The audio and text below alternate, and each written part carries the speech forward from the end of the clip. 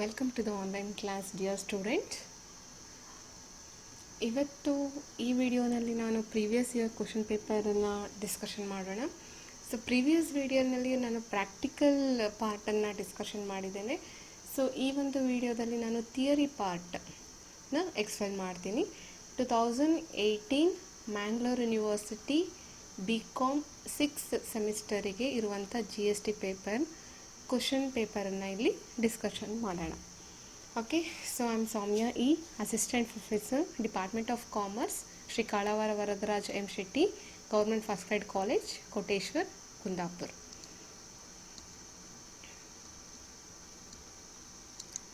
Okay, will move on to the next slide.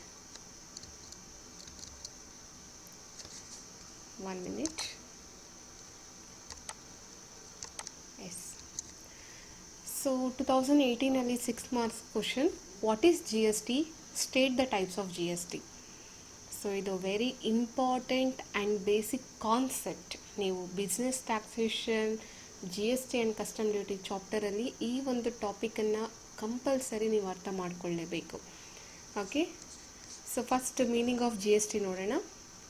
Meaning of GST: the term GST is defined in Article 366(12)(a) under GST Act of 2017. It means any tax on supply of goods or services or both except taxes on supply of the alcoholic liquor for human consumption. Andre GST goods and service tax means any tax on supply of goods and services. Okay, it is a tax on goods, it is a tax on services. Okay, it is a tax on both goods and services, but except alcoholic liquor for human consumption ಅಂತ ಹೇಳುತ್ತೆ, define ಮಾಡುತ್ತೆ. Okay, simple ಆಗಿ GST means any tax on supply of goods and services or both except taxes on supply of the alcoholic liquor for human consumption. Okay, ಅಂದರೆ ನಾವೀಗ ಏನೋ ಒಂದು ಗೂಡ್ಸನ್ನು purchase ಮಾಡಿದ್ದೀವಿ, ಏನೋ ಒಂದು ಸರ್ವೀಸನ್ನು ತೊಗೊಂಡಿದ್ದೀವಿ ಅಂದರೆ ಅದರ ಮೇಲೆ ನಾವು ಏನು ಟ್ಯಾಕ್ಸನ್ನು ಕಟ್ತೇವೆ, that we called as an goods and service tax. Name only indicate goods and service tax means it is a tax on supply of goods and services. So ಇನ್ನೊಂದು ಮೀನಿಂಗ್ ನೋಡೋದಾದರೆ GST stands for goods and service tax. And it is proposed to be a comprehensive indirect tax levied on manufacture, sale and consumption of goods as well as services at the national level. Andre it is a comprehensive indirect tax. Okay, indirect tax on manufacture, sale, consumption of goods and services. And GST is an indirect tax which has replaced many indirect taxes in India. ಅಂದರೆ before GST ನಮ್ಮಲ್ಲಿ plenty of indirect taxes ಇತ್ತು. Okay, for example central excise duty, service tax, VAT, value added tax ಎಲ್ಲರೂ ಕೇಳಿರ್ತೀರ, and entry tax, entertainment tax, ಈ ರೀತಿ ತುಂಬ indirect taxes ಇತ್ತು. So ಆ ಎಲ್ಲ ಇಂಡೈರೆಕ್ಟ್ ಟ್ಯಾಕ್ಸಸನ್ನು ರೀಪ್ಲೇಸ್ ಮಾಡಿ ನಮಗೆ GSTಯನ್ನು ಇಂಟ್ರಡ್ಯೂಸ್ ಮಾಡಿದ್ದಾರೆ.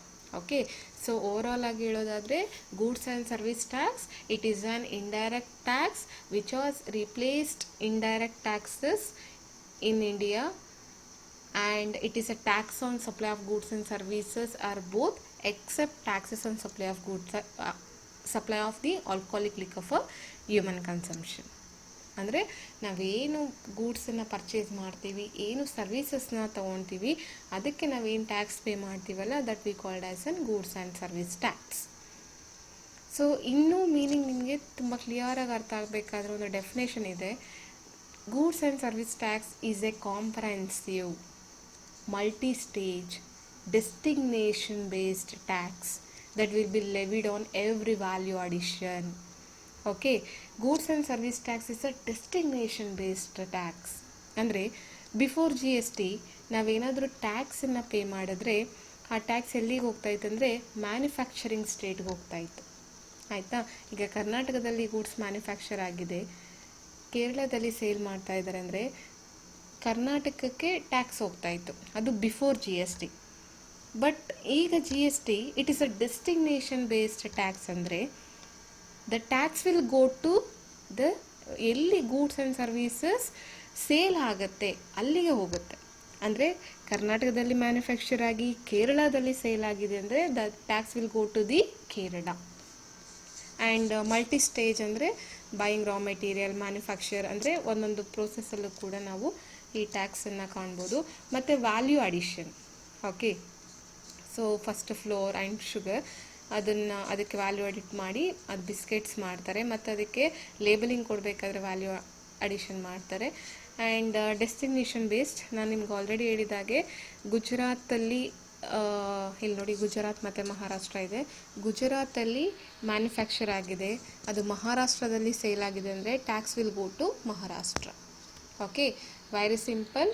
Goods and service tax is nothing but it is an indirect taxes and replaced many indirect taxes in India, and it is a tax on supply of goods and services or both except alcoholic for human consumption. Got it? So next, types or components of GST. It is a very important.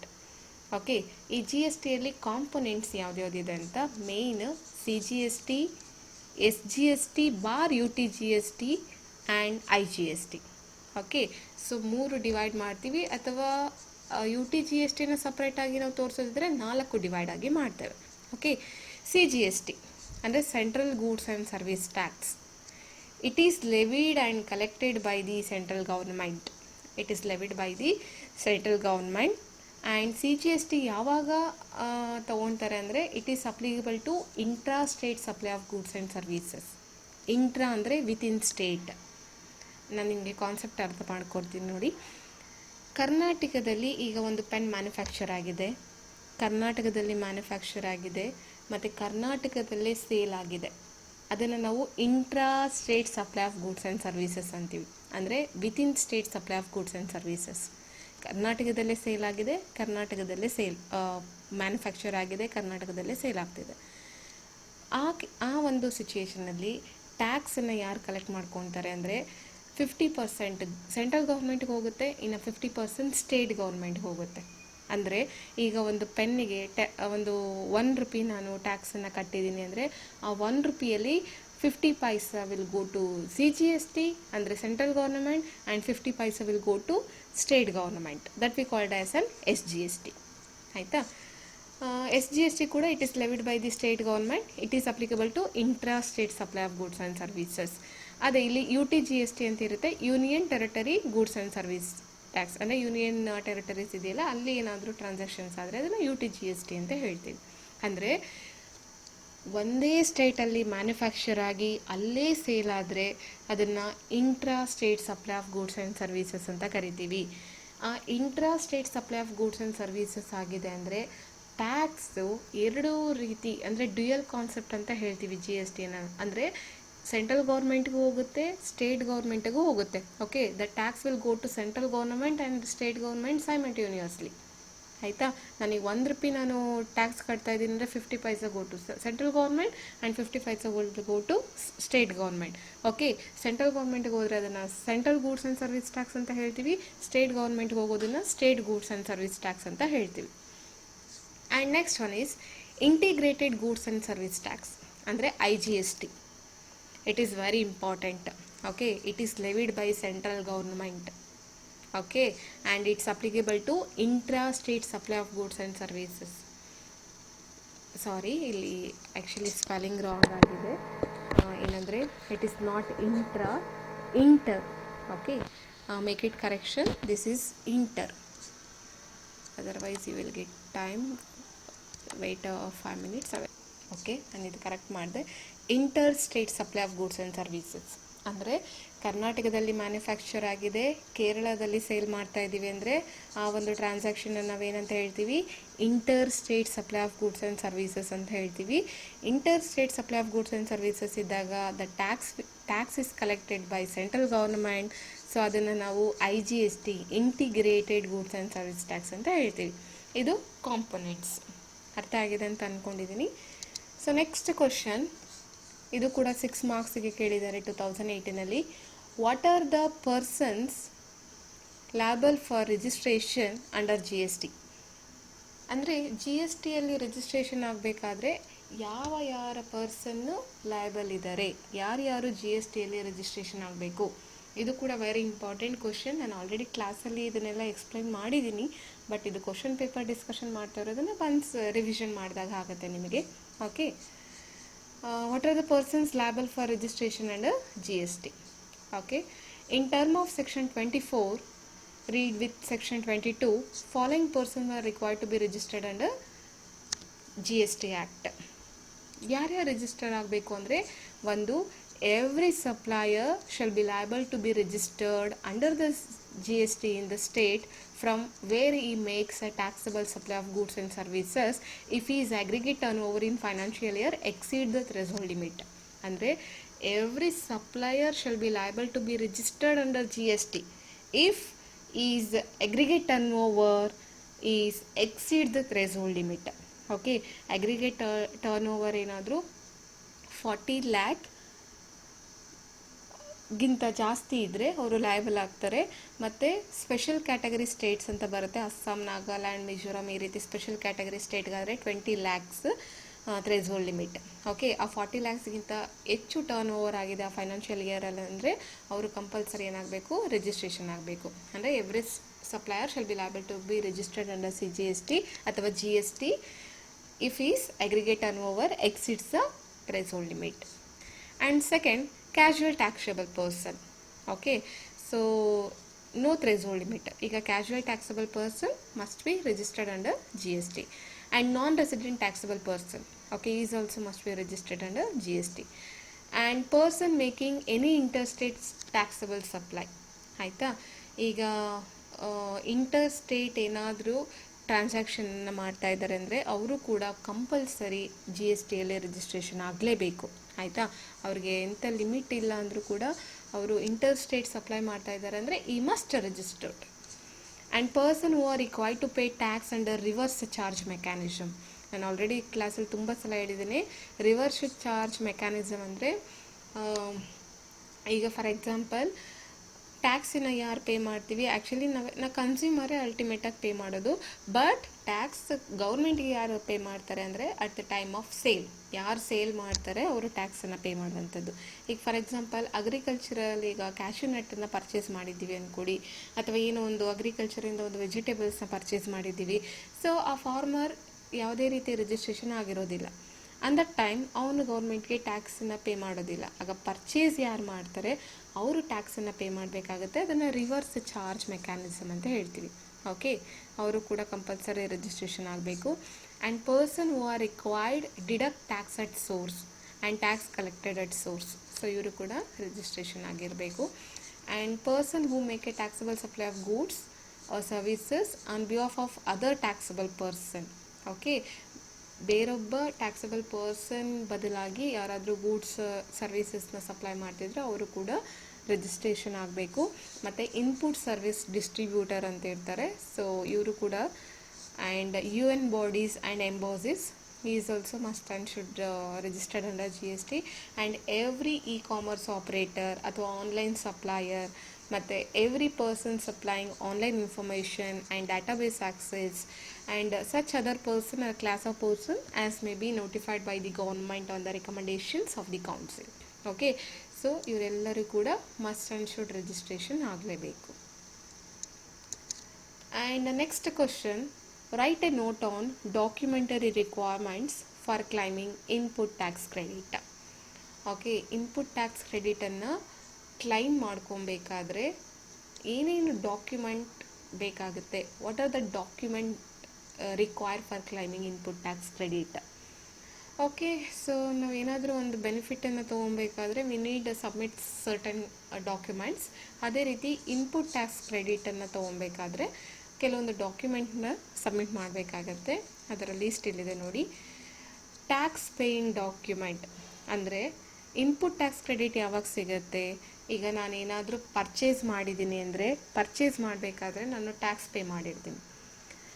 ಆಗ tax pay ಮಾಡಿದಾಗ ನನಗೆ ಆ tax pay ಮಾಡಿರೋ amount ನನಗೇನಾದರೂ sale ಮಾಡ್ತಾಯಿದ್ರೆ output ಟ್ಯಾಕ್ಸನ್ನು ಕಟ್ಟಬೇಕಾಗಿದ್ರೆ, ಅಂದರೆ ಈಗ input tax ಅಂದರೆ ಪರ್ಚೇಸ್ ಮಾಡಿದಾಗ ನಾನು ಏನು ಟ್ಯಾಕ್ಸ್ ಕಟ್ಟಿರ್ತೀನಿ, ಈಗ 100 ರುಪೀಸ್ ಟ್ಯಾಕ್ಸ್ ಕಟ್ಟಿದ್ದೀನಿ ಅಂದ್ಕೊಳ್ಳಿ, ಏನೋ ಒಂದು ಪರ್ಚೇಸ್ ಮಾಡಿದ್ದೀನಿ, 100 ರುಪೀಸ್ ಟ್ಯಾಕ್ಸ್ ಕಟ್ಟಿದ್ದೀನಿ. ಆ 100 ರುಪೀಸು ನನ್ನ ಎಲೆಕ್ಟ್ರಾನಿಕ್ ಕ್ರೆಡಿಟ್ ಲೆಡ್ಜರಲ್ಲಿ ಎಂಟ್ರಿ ಆಗ್ತಾ ಇರುತ್ತೆ.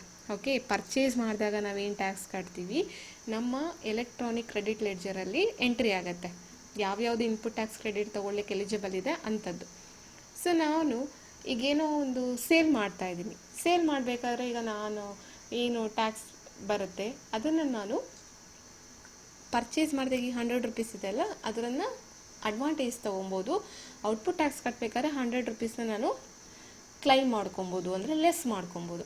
ಓಕೆ, ಇನ್ಪುಟ್ ಟ್ಯಾಕ್ಸ್ ಕ್ರೆಡಿಟ್ ನಾನು ನಿಮಗೆ ಸಪ್ರೇಟ್ ಚಾಪ್ಟ್ರಲ್ಲಿ ಕ್ಲಿಯರಾಗಿ ಎಕ್ಸ್ಪ್ಲೈನ್ ಮಾಡಿದ್ದೀನಿ. Okay, tax paying document, tax pay ಮಾಡಿರೋದಕ್ಕೆ ಏನಾದರೂ ಡಾಕ್ಯುಮೆಂಟ್ಸ್ ಇರಬೇಕು. ಏನೇನು ಡಾಕ್ಯುಮೆಂಟ್ ಇರುತ್ತೆ? ಟ್ಯಾಕ್ಸ್ ಇನ್ವಾಯ್ಸ್ ಅಥವಾ invoice issued by recipient in case of reverse charge ಏನಾದರೂ ಆಗಿದ್ದರೆ, ಮತ್ತು ಡೆಬಿಟ್ ನೋಟ್ ಇದ್ದರೆ, ಅಥವಾ ಬಿಲ್ ಆಫ್ ಎಂಟ್ರಿ ಇದ್ದರೆ, ಅಥವಾ ರಿವೈಸ್ಡ್ ಇನ್ವಾಯ್ಸ್ ಇದ್ದರೆ, ಬಿಲ್ ಆಫ್ ಸಪ್ಲೈ ಇದ್ದರೆ.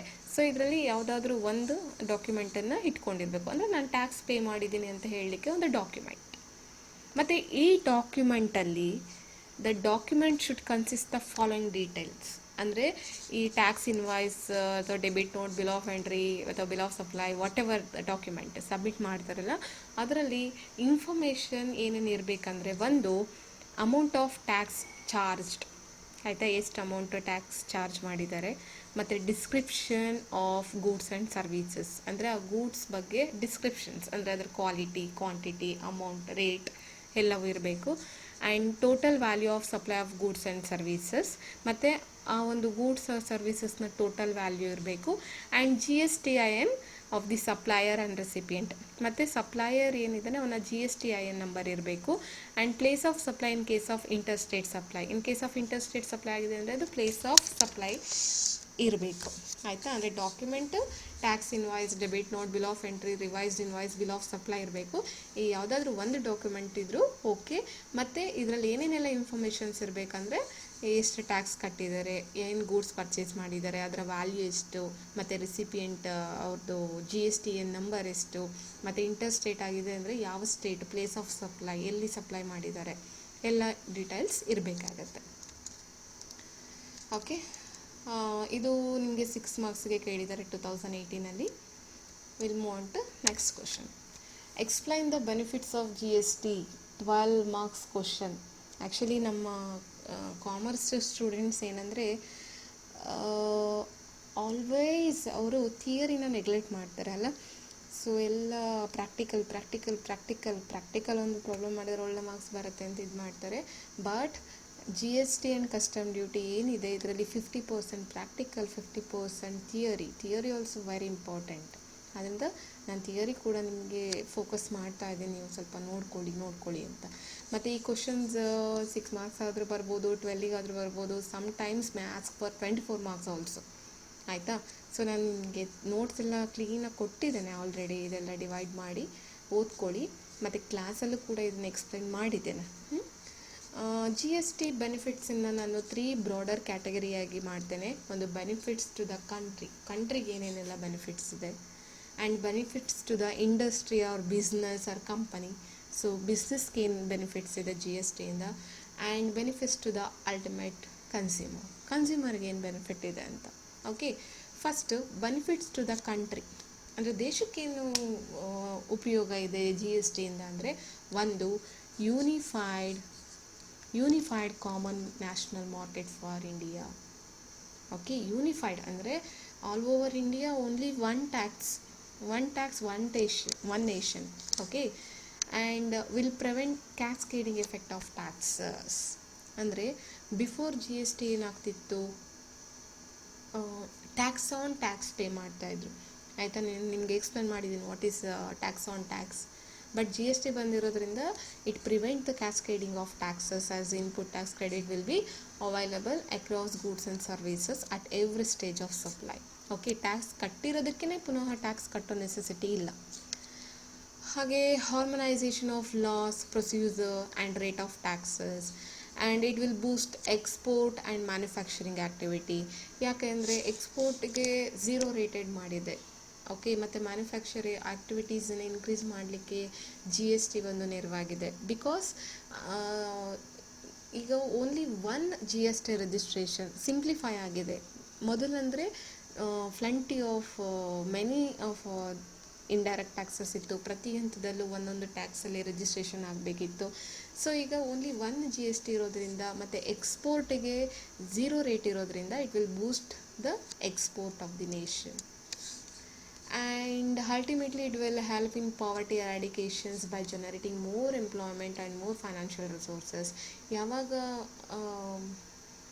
ಮ್ಯಾನುಫ್ಯಾಕ್ಚರಿಂಗ್ ಪ್ರೋಸೆಸ್ ಹೆಚ್ಚಾಗುತ್ತೆ, ಎಂಪ್ಲಾಯ್ಮೆಂಟ್ ಜಾಸ್ತಿ ಆಗುತ್ತೆ. ಎಂಪ್ಲಾಯ್ಮೆಂಟ್ ಇನ್ಕ್ರೀಸ್ ಆದಾಗೆ ಪಾವರ್ಟಿ ಏನಾಗುತ್ತೆ, ಬಡತನ ಏನಾಗುತ್ತೆ, ಕಡಿಮೆ ಆಗುತ್ತೆ. And more efficient neutralisation of taxes especially for exports, thereby making a product more competitive in the international market. Again ಇಲ್ಲೂ ಕೂಡ ಎಕ್ಸ್ಪೋರ್ಟನ್ನು ಬೂಸ್ಟ್ ಮಾಡುತ್ತೆ ಅಂತ ಹೇಳಿದೆ. Then improve the overall investment climate in the country, which will naturally benefits the development in the state. Okay, ಒಂದು overall investment climate of the ಕಂಟ್ರಿಯನ್ನು improve ಮಾಡುತ್ತೆ. And uniform tax rate will reduce tax evasions by eliminating rate arbitrage between neighbouring States and that between intra and inter state sales. ಅಂದರೆ uniform tax rate ಇದೆ all over India, ಎಲ್ಲೇ ನೀವು transaction ಮಾಡಿದ್ರೂ uniform tax rate. Okay, it eliminates the tax evasion, and average tax burden on companies is likely to come down, which is expected to reduce prices, and lower prices mean more consumption. ಅಂದರೆ cascading ಎಫೆಕ್ಟನ್ನು ಕಡಿಮೆ ಮಾಡಿದೆ, ಅಂದರೆ tax on ಟ್ಯಾಕ್ಸನ್ನು eliminate ಮಾಡಿದೆ. ಮೊದಲು tax ಮೇಲೇ ಮತ್ತೆ ಪುನಃ tax ಕಟ್ಟೋ ರೀತಿ ಆಗ್ತಿತ್ತು, ಅದರಿಂದ ಒಂದು total price of the product increase ಆಗ್ತಿತ್ತು. ಈಗ ಟ್ಯಾಕ್ಸ್ ಆನ್ ಟ್ಯಾಕ್ಸ್ನ ಎಲಿಮಿನೇಟ್ ಮಾಡಿರೋದ್ರಿಂದ total price of the product ಕಡಿಮೆ ಆಗುತ್ತೆ. ಲೋವರ್ ಪ್ರೈಸ್ ಆದಷ್ಟು ಕನ್ಸಂಪ್ಷನ್ ಜಾಸ್ತಿ ಆಗುತ್ತೆ, ಕನ್ಸಂಪ್ಷನ್ ಜಾಸ್ತಿ ಆದಷ್ಟು ಮೋರ್ ಪ್ರೊಡಕ್ಷನ್ಸ್ ಆಗುತ್ತೆ. More production will lead to more manufacturing hubs. ಹೆಚ್ಚು ಮ್ಯಾನುಫ್ಯಾಕ್ಚರಿಂಗ್ ಹಬ್ ಆದಷ್ಟು ಇಂಡಸ್ಟ್ರಿಯಲ್ಲಿ ಗ್ರೋತ್ ಆಗುತ್ತೆ. ಅಂದರೆ overall development of the nation ಮಾಡ್ಬೋದು ಅಂತ ಹೇಳಿದ್ದಾರೆ. So next, benefits to the industry or ಬಿಸ್ನೆಸ್ಗೆ ಏನೇನು ಬೆನಿಫಿಟ್ಸ್ ಅಂದರೆ, ಒಂದು ಸಿಂಪಲರ್ ಟ್ಯಾಕ್ಸ್ ರೆಜಿಮ್, ಅಂದರೆ the tax system, indirect taxes ಸಿಸ್ಟಮನ್ನು ತುಂಬ ಸಿಂಪಲ್ ಮಾಡಿದೆ. ಅಂದರೆ before we have many indirect taxes, ಅಂದರೆ at the stage of manufacturing ಒಂದು ಎಕ್ಸೈಸ್ ಡ್ಯೂಟಿ ಪೇ ಮಾಡಬೇಕಿತ್ತು, ಸೇಲ್ ಮಾಡಬೇಕಾದ್ರೆ ವ್ಯಾಟ್ ಇತ್ತು, ವ್ಯಾಲ್ಯೂ ಆ್ಯಡೆಡ್ ಟ್ಯಾಕ್ಸ್ ಅಥವಾ ಎಂಟರ್ಟೈನ್ಮೆಂಟ್ ಟ್ಯಾಕ್ಸು. ಸೊ ಈ ರೀತಿ ಪ್ಲೆಂಟಿ ಆಫ್ ಟ್ಯಾಕ್ಸಸ್ ಇತ್ತು. ಬಟ್ ಈಗ ಆ ಎಲ್ಲ ಟ್ಯಾಕ್ಸ್ಗಳನ್ನು ಎಲಿಮಿನೇಟ್ ಮಾಡಿ ಓನ್ಲಿ ಒನ್ ಟ್ಯಾಕ್ಸ್ ಸಿಸ್ಟಮ್ ಇರೋದ್ರಿಂದ it is very simple to the industries. And reduction in the multiplicity of taxes that were provide in our indirect tax system. Okay, multiplicity ಟ್ಯಾಕ್ಸಸ್ನ ಹೀಗೆ ಹೇಳಿದಾಗೆ ಅದನ್ನೆಲ್ಲ ಅವಾಯ್ಡ್ ಮಾಡಿ ಟ್ಯಾಕ್ಸನ್ನು ಒಂದು ಸಿಂಪ್ಲಿಫೈ ಮಾಡಿದೆ ಮತ್ತು ಯೂನಿಫಾರ್ಮಿಟಿಯಾಗಿ ನೋಡಿದೆ. And simplified and procedure for various process such as registration, returns, refund, taxes payment etcetera.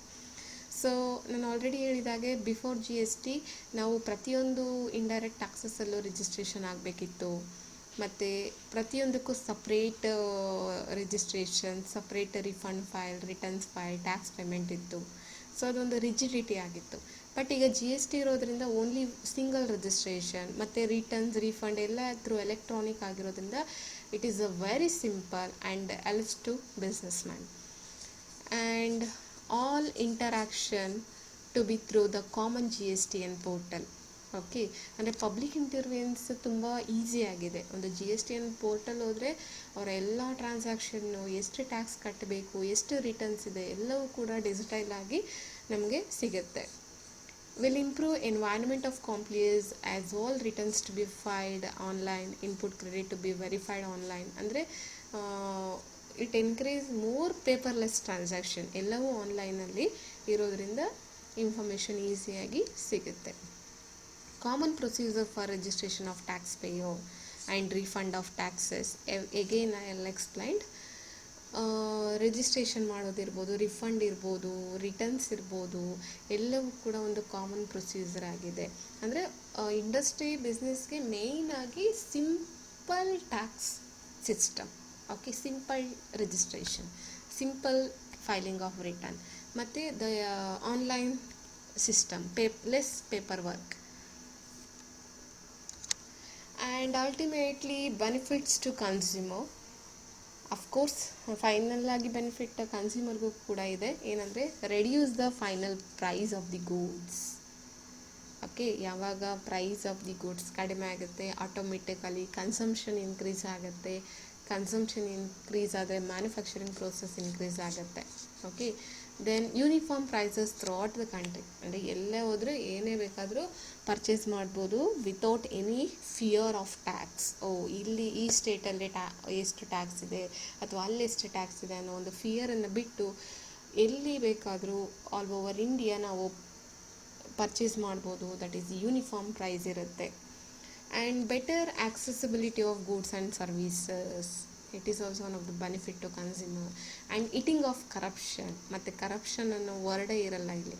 Okay, and it is expected that a relatively larger segment of small retailer will be either exempted from tax or will suffer very low tax rates under a composition scheme. Purchases from such entities will reduce the cost of the consumer. ಅಂದರೆ ಇಲ್ಲಿ composition schemes ಎಲ್ಲ ಇದೆ. ಅಂದರೆ very low interest rate, ಅವರಿಗೆಲ್ಲ 1%, 5%, 6% rate. Okay, maximum 6% rate, ಅದಕ್ಕಿಂತ ಹೆಚ್ಚಿಲ್ಲ ಅವರಿಗೆ composition scheme out ಮಾಡಿಕೊಂಡ್ರೆ. ಸೊ ಆಗ ಫೈನಲಾಗಿ ಒಂದು ಕಾಸ್ಟ್ ಆಫ್ ದ ಪ್ರಾಡಕ್ಟ್ ಏನಾಗುತ್ತೆ, ಕಡಿಮೆ ಆಗುತ್ತೆ, ಕನ್ಸ್ಯೂಮರ್ಸ್ಗೆ ಒಂದು ಸೇವ್ ಮಾಡ್ಬೋದು. And trust in simpler tax system.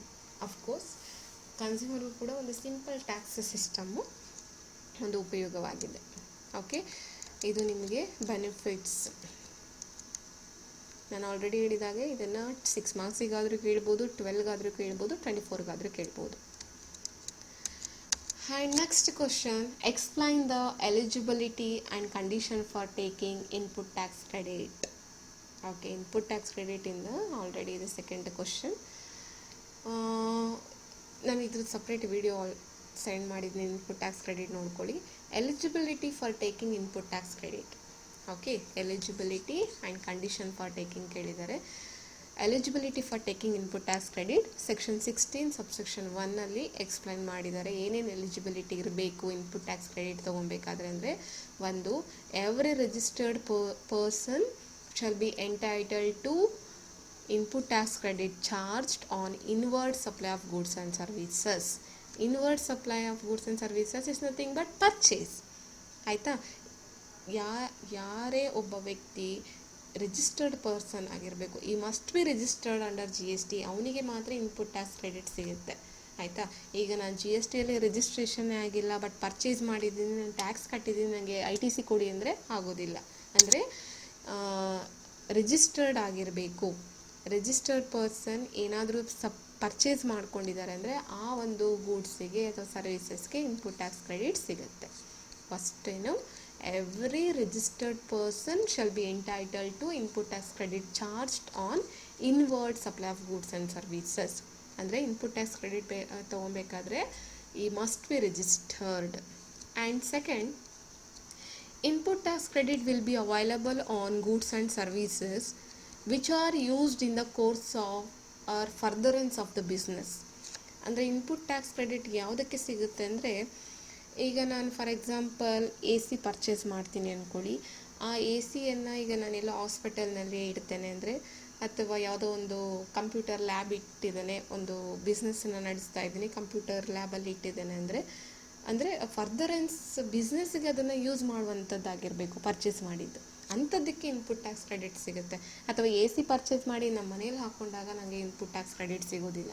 ಆಯಿತಾ, ಇಲ್ಲಿ ಏನು ಇನ್ವರ್ಡ್ ಸಪ್ಲೈ ಇದೆ, ಏನು ಪರ್ಚೇಸ್ ಮಾಡಿದ್ದಾನೆ ಅದನ್ನು which are used in the course or furtherance of business. Okay, ಇಲ್ಲಿ ಪರ್ಚೇಸ್ ಮಾಡಿರೋದನ್ನು ನಮ್ಮ ಮುಂದಿನ ಬಿಸ್ನೆಸ್ಗೆ ಅದನ್ನು ಯೂಸ್ ಮಾಡ್ಕೊಂಡಿರಬೇಕು. On that time only eligible for taking input tax credit. And input tax credit can be availed subject to condition and restriction as prescribed and in the manner specified in section 49. ಮತ್ತು section 49 ಪ್ರಕಾರ ಕೆಲವೊಂದು conditions, ಕೆಲವೊಂದು restrictions ಇದೆ, ಅದನ್ನು fulfil ಮಾಡಿರಬೇಕು. ಅಂದರೆ ಈ 3 point eligibility ಹೇಳುತ್ತೆ. ಒಂದು, he must be registered person, ಅವನೇನು ಪರ್ಚೇಸ್ ಮಾಡಿದ್ದಾನೆ ಆ ಒಂದು ಇದನ್ನು ಫರ್ದರೆನ್ಸ್ ಬಿಸ್ನೆಸ್ಗೆ ಯೂಸ್ ಮಾಡಿರಬೇಕು. Okay, sorry.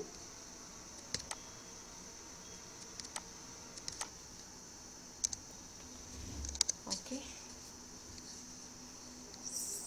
Sorry.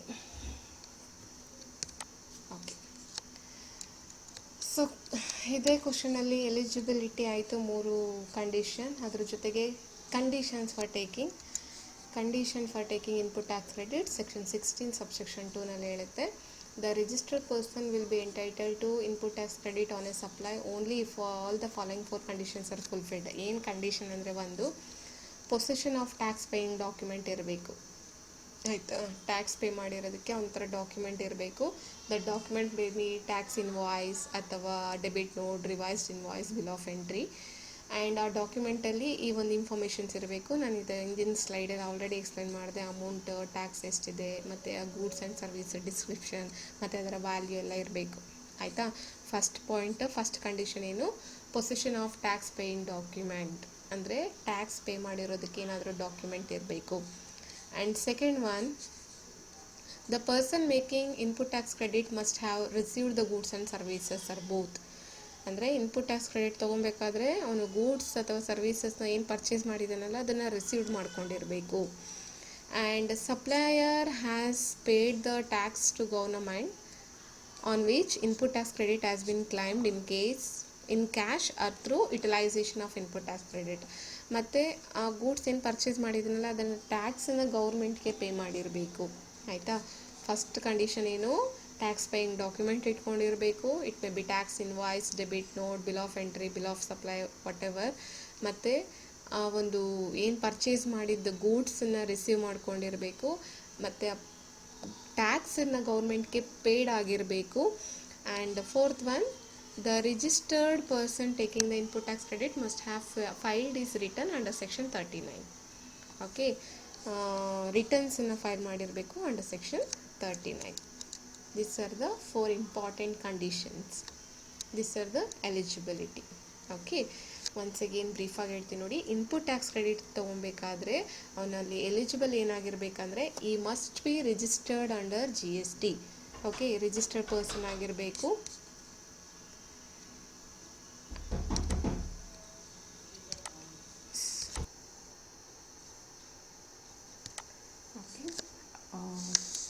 This is eligibility and condition for taking input tax credit.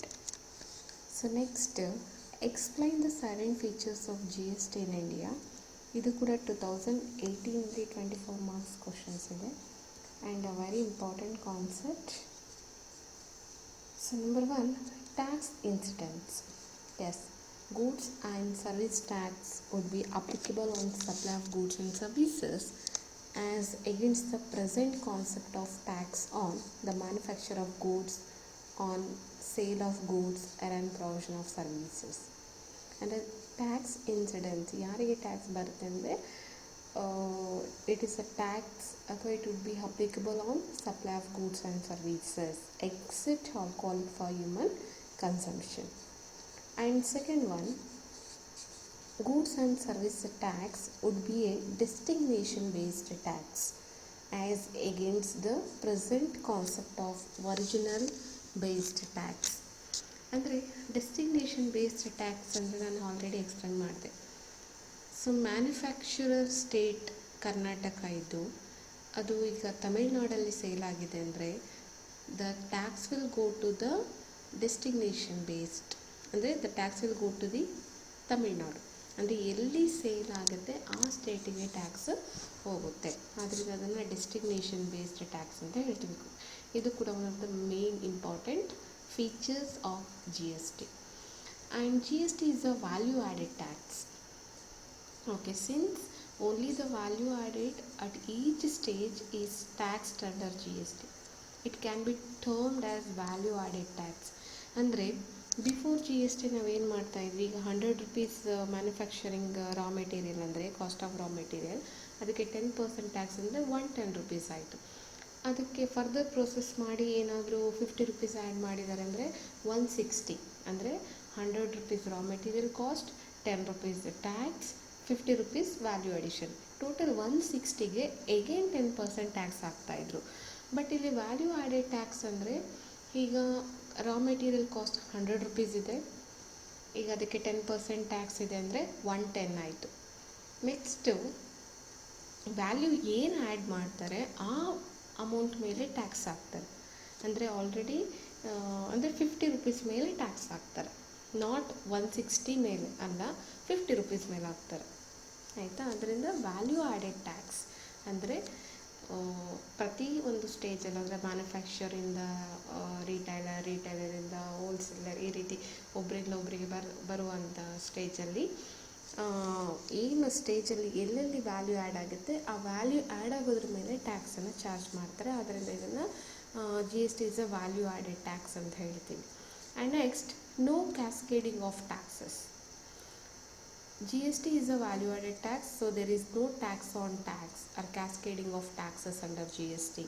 ಅಂದರೆ ಈಗ ಆಲ್ರೆಡಿ ಹೇಳಿದಾಗೆ 100 ರುಪೀಸ್ ಕಾಸ್ಟ್, 10 ರುಪೀಸ್ ಟ್ಯಾಕ್ಸ್, ಮತ್ತು ವ್ಯಾಲ್ಯೂ ಆ್ಯಡ್ ಆಗಿ 50 ರುಪೀಸ್ ವ್ಯಾಲ್ಯೂ ಆ್ಯಡ್ ಆಗಿದೆ ಅಂದರೆ 160 ಆಯಿತು.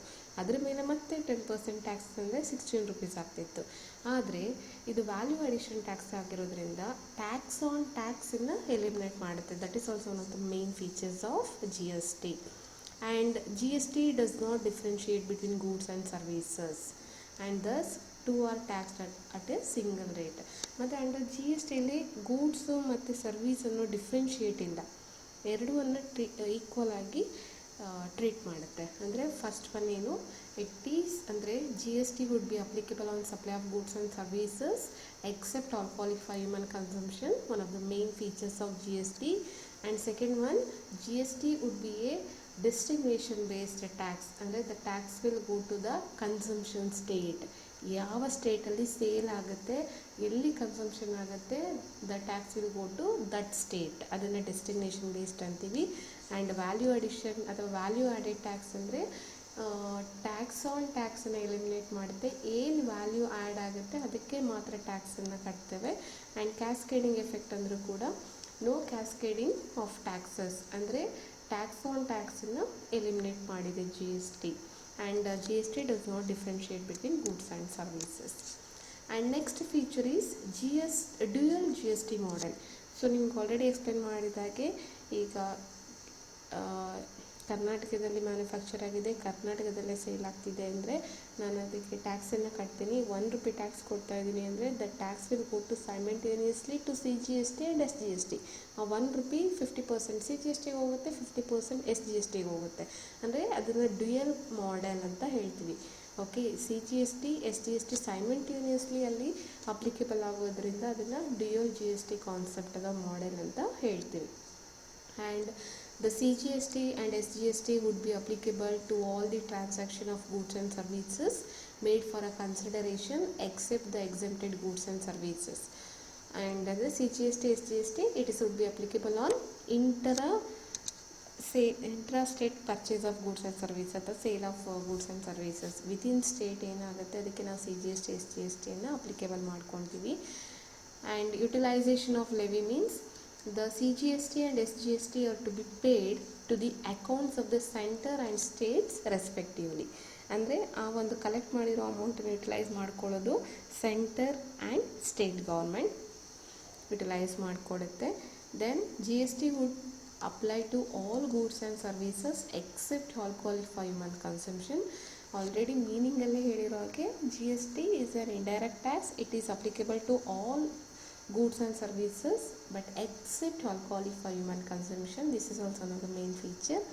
And GST on petroleum products would be applicable from a date to be recommended by the Goods and Service Tax Council. ಅಂದರೆ till ನಾವು petroleum product ಮೇಲೆ ಯಾವುದೇ ರೀತಿ GST ರೇಟ್ಸನ್ನು ಹಾಕಿಲ್ಲ, ಅಂದರೆ ಇದು GSTಯಿಂದ ಹೊರಗಿದೆ. ಸೊ ಅದು ರೆಕಮೆಂಡೆಡ್ ಆಗೋವರೆಗೂ ನೋಡಬೇಕಿದೆ. ದೆನ್ CGSTIN ಅಂದರೆ goods and service tax identification number ಸಿಗುತ್ತೆ. Every registered person will be given PAN based TIN number. ಅಂದರೆ 15 ಡಿಜಿಟ್ 15 ಡಿಜಿಟ್ ಒಂದು ನಂಬರ್ ಕೊಡ್ತಾರೆ. ಅದರಲ್ಲಿ 10 ಡಿಜಿಟ್ ಪಾನ್ ನಂಬರ್ ಇರುತ್ತೆ ಅವ್ರದ್ದು, ಮತ್ತು ಇನ್ನು 5 ಡಿಜಿಟ್ ಬಂದು GSTNಗೆ ಸಂಬಂಧಪಟ್ಟ ಹಾಗೆ ಸ್ಟೇಟ್ ಕೋಡ್, ಈ ರೀತಿ ಕೋಡ್ ಇರುತ್ತೆ. And next one, a common threshold exemption would apply to both CGST and SGST. Taxpayer with a turnover below it would be exempt from GST. ಅಂದರೆ the tax will be applicable to those threshold limit or turnover limit exceeds the limit. ಅಂದರೆ 40 lakh rupees ಇದೆ, ಅದಕ್ಕಿಂತ ಹೆಚ್ಚಾಗಿದ್ದರೆ ಅವರು GSTಯನ್ನು ಕಟ್ಟಲಿಕ್ಕೆ ಬರ್ತಾರೆ. And the least of exempted goods and services would be kept to a minimum and it would be harmonized for the center and state as far as possible. ಅಂದರೆ ಕೆಲವೊಂದು exempted goods and ಸರ್ವಿಸಸ್ಸನ್ನು ಕೂಡ ಕೊಟ್ಟಿದ್ದಾರೆ. And under GST exports would be zero rated. ಅಂದರೆ ಎಕ್ಸ್ಪೋರ್ಟಿಗೆ ಯಾವುದೇ ರೀತಿ tax ಇಲ್ಲ GSTಯಲ್ಲಿ. So exports would be zero rated. Okay, GSTಯಲ್ಲಿ ಯಾವುದೇ ರೀತಿ ಟ್ಯಾಕ್ಸ್ ಇಲ್ಲ. And 15th one of the feature is composition scheme. ಅಂದರೆ 2 ಸ್ಕೀಮ್ಸ್ ಇದೆ GSTಯಲ್ಲಿ. ಒಂದು ನಾರ್ಮಲ್ ಸ್ಕೀಮ್ ಅಥವಾ ಬೇಸಿಕ್ ಸ್ಕೀಮ್, ಇನ್ನೊಂದು ಕಾಂಪೋಸಿಷನ್ ಸ್ಕೀಮ್. ನಾರ್ಮಲ್ ಸ್ಕೀಮ್ ಅಂದರೆ ಇಟ್ ಈಸ್ ಅಂದರೆ ನಾರ್ಮಲ್ ಆಗಿ ಟ್ಯಾಕ್ಸ್ ಇರುತ್ತೆ. ಈಗ 12%, 18%, ಮ್ಯಾಕ್ಸಿಮಮ್ಮು 28%. ಬಟ್ ಕಾಂಪೋಸಿಷನ್ ಲೆವಿಯನ್ನು ಆಫ್ ಮಾಡಿಕೊಂಡ್ರೆ ಒಂದು ಬೆನಿಫಿಟ್ ಸಿಗುತ್ತೆ. ಅಂದರೆ it is available for small dealers. ಈ ಒಂದು ಕಾಂಪೋಸಿಷನ್ ಲೆವಿಯನ್ನು ಆಫ್ ಮಾಡ್ಕೊಬೇಕಾದ್ರೆ ಅವರ turnover limit 1.5 crore below ಇರಬೇಕು. ಅಂದರೆ those turnover limit less than 1.5 crore they can eligible for opting composition levy. ಮತ್ತು ಕೆಲವೊಂದು ಕಂಡೀಷನ್ಸ್ ಕೂಡ ಅಪ್ಲೈ ಆಗುತ್ತೆ. This are the basic or common ಅಥವಾ main important features of GST. Okay, so ಇಲ್ಲಿಗೆ 2018 ಕೇಳಿರುವಂಥ ಥಿಯರಿ ಕ್ವಶನ್ಸ್ ಕಂಪ್ಲೀಟ್ ಆಗಿದೆ. Thank you.